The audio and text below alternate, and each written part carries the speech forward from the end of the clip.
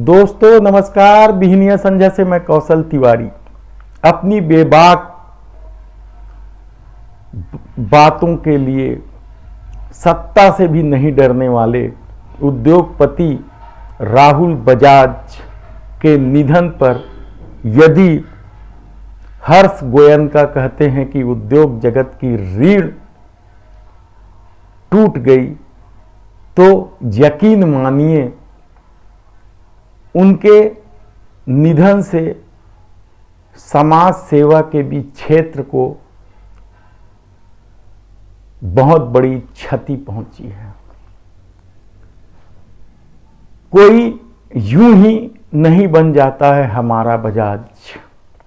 एक समय में नेशनल एथेंस की तरह यह लोगों की जुबान पर था और देश के तीसरे सबसे बड़े नागरिक सम्मान पद्म विभूषण से सम्मानित राहुल बजाज की साफ गोई के कितने ही किस्से हैं। जन सरोकार के मामले हो या सरकार के अनीतिपूर्ण निर्णय की बात हो, राहुल बजाज ने हमेशा ही लोगों का ध्यान अपनी बातों पर खींचा है। राहुल बजाज दरअसल एक उद्योगपति ही नहीं थे। उनकी संवेदनाएं जन सरोकार को भी छूती थी और उद्योग में आने वाले संकटों को पर भी वे बारीकी से नजर रखते थे। वे सरकार की आलोचना करने से भी नहीं कतराते थे। यहां तक कि इस दौर में जब मोदी सत्ता की आलोचना करना किसी दुस्साहस से कम नहीं है, मोदी सत्ता की आलोचना करना आसान नहीं है। असहमति को के स्वर को कुचल देने के लिए चर्चित मोदी सत्ता के समय भी उन्होंने अपने बयान से मोदी सत्ता को कई बार सकते में लाया है।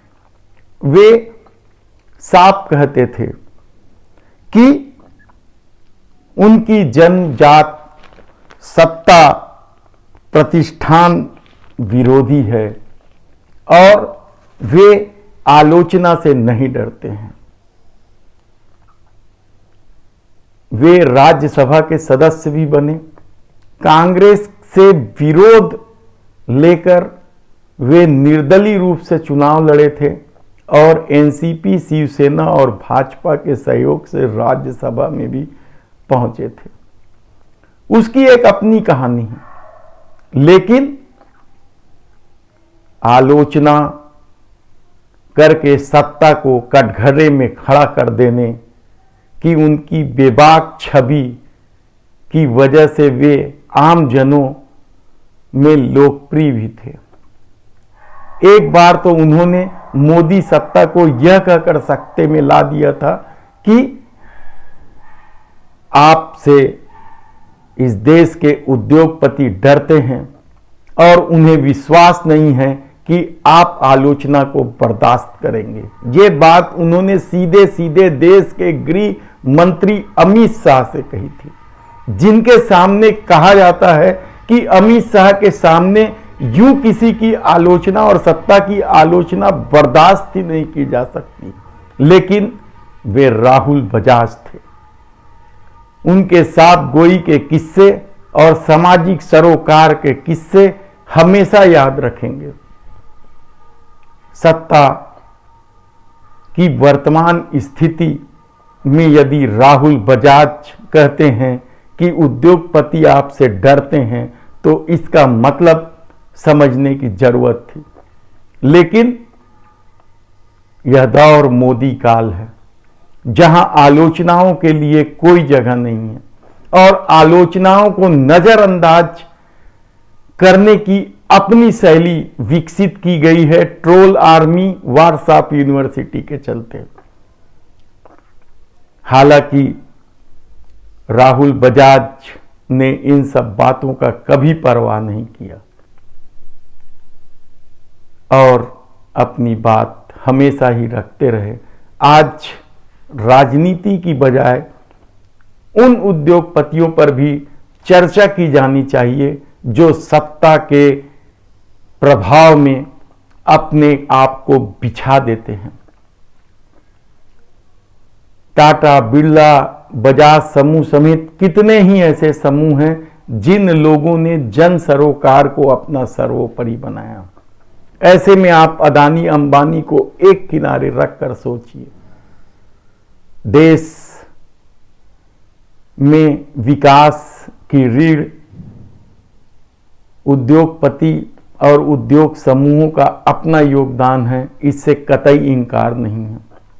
लेकिन यदि पूरा देश ही किसी एक उद्योगपति यदि किसी एक घराने के हाथों चला जाए तो लोकतंत्र का क्या मतलब रहेगा, यह भी आज चिंतन करने की जरूरत है।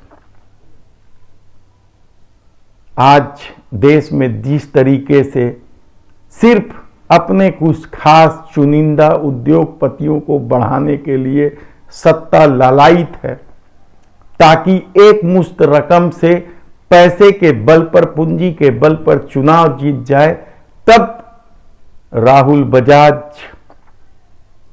या टाटा या इस तरीके के उद्योगपतियों को याद करना चाहिए कि जो जन सरोकार को महत्वपूर्ण समझते थे और सरकार की गलत नीतियों के खिलाफ खुलकर बोलते थे। क्या आज संभव है? हर्ष गोयनका ने रीढ़ टूट गई कहा है, लेकिन यकीन मानिए कि राहुल बजाज के निधन से उद्योग जगत में आवाज उठाने वाले एक महान शख्स का निधन भी सबसे बड़ी क्षति है। अब नहीं पता कि कौन आवाज उठाएगा, इस सत्ता की तानाशाही रवैये के खिलाफ कौन बोल पाएगा, क्योंकि असहमति के स्वर को बड़ी आसानी से राजद्रोह की संज्ञा दी जाती है। आज सिर्फ इतना ही, राहुल बजाज को श्रद्धांजलि। धन्यवाद।